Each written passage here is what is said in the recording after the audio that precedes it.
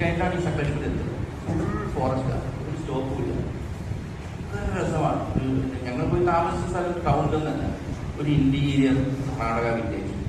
ഒരു മനുഷ്യന്മാരൊക്കെ ഭയങ്കര വീട്ടിലൊക്കെ പയ്യന്മാരൊക്കെ ജീവിതം എന്നൊക്കെ പറഞ്ഞാൽ വളരെ ചെറിയ അങ്ങനെയൊക്കെയുള്ള സക്ലേശ്വര എന്നുള്ള സ്ഥലത്ത് പിന്നെ ഞാൻ പോയിട്ടില്ല. പക്ഷെ അത് ഭയങ്കര വിന്ററിലൊക്കെ ഭയങ്കര രസമാണ്. എന്താ ആ റെയിൽവേ സ്റ്റേഷൻ തന്നെ കണ്ടാൽ നമുക്കൊരു ഊട്ടി റെയിൽവേ സ്റ്റേഷനൊക്കെ പോലെ നല്ല രസമുള്ള റെയിൽവേ സ്റ്റേഷൻ. ഒരു ഉള്ളോട്ടുള്ള സ്ഥലമാണ്. അത് ആ കാർവാറില്ലേ, അങ്ങനെ പോകണം, അതിൻ്റെ ഉള്ളിലേക്കാണ്. അതുകൊണ്ട് ഞാൻ ആവശ്യമായിട്ട് പിന്നെ ചില പേര് നമുക്ക് സക്ലേശ്പുര, ചൊക്കളി എന്നൊക്കെ പറയുമ്പോൾ നമുക്ക് അവിടെ പോകുന്നത്. അപ്പൊ അങ്ങനെ ചില സ്ഥലത്ത് പോകും. എന്നാൽ പിന്നെ അത് പോയി വെക്കില്ല എന്നുള്ള രീതിയിൽ ധാർവാഡ് എന്നൊക്കെ പറഞ്ഞിട്ട് മ്യൂസിക് അങ്ങനെ ചില വ്യക്തികൾ നമ്മളെ വിളിക്കും, ചില സ്ഥലപ്പേരുകൾ നമ്മളോട് യാത്ര ചെയ്യാൻ വിളിക്കും. കൂടുതലും എനിക്ക് ഇവിടെയൊക്കെ നമ്മൾ ഈ മറ്റേ യാത്രയൊക്കെ തുടങ്ങിയില്ല, നമ്മുടെ പാക്കേജിലൂടെ പോകുന്നത്. ഞാൻ അങ്ങനെ വിദേശത്ത് വളരെ കുറച്ച് യാത്ര. എനിക്ക് ഇന്ത്യയിലെ ഗ്രാമങ്ങളും അവിടുത്തെ മനുഷ്യരും അങ്ങനത്തെ യാത്ര ചെയ്യാൻ ഇഷ്ടമുള്ള ഒരാളാണ്. പ്രത്യേകിച്ച് ഇന്ത്യൻ വില്ലേജസ് ഭയങ്കര ഇഷ്ടമാണ്. പ്രത്യേകിച്ച് മൈസൂർ, കർണാടക വില്ലേജസ്, ബംഗാളി വില്ലേജസ്, ഇതൊക്കെ ഇപ്പോഴും കർണാടകയിലൊക്കെ നമ്മൾ പഴയ അമ്പലമാൻ വായിച്ചവർക്കറിയാം. അതേ സാധനം, ആ ഒരു ആൽമരം, ഒരു മുക്കൂത്തി കിടക്കുന്ന ഒരു വണ്ടി. അപ്പൊ നോക്കുമ്പോൾ തന്നെ ഈ അമ്പലമാനിൽ വരയ്ക്കാതെ ബാംഗ്ലൂർ നടക്കണമായിരുന്നു. വരയ്ക്കണവർ മുഴുവൻ മൈസൂരാണ്.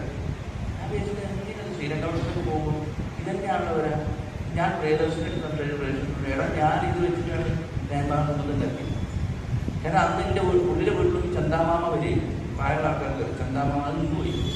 അതിൽ മുഴുവൻ ഇങ്ങനത്തെ ധനപാലൻ എന്ന് വരുന്നൊരു ഉണ്ടായിരുന്നു. അവിടെ നിന്ന് നല്ല രസമുള്ള കഥയാണ്. അപ്പൊ അത്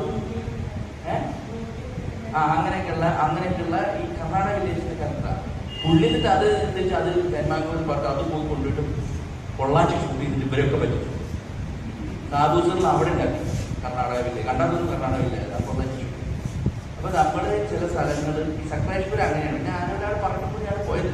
എനിക്ക് ആ പേര് ഭയങ്കര ഇഷ്ടമായി. എന്താണ് ഞാനെങ്കിലും ഒക്കെ പറയും ഇങ്ങനെ സ്ഥലമുണ്ട്, നമുക്ക് അങ്ങനെ പോയി നോക്കാം. എന്താണ് യാത്രകൾ ഞാൻ കഴിഞ്ഞു പോയിട്ട് എന്താ ചോദിച്ചു പോയിട്ട് അവിടെ എത്തുമ്പോഴേക്കും ഇങ്ങനെ ഒഴുകി കിട്ടും, മനസ്സിലായി.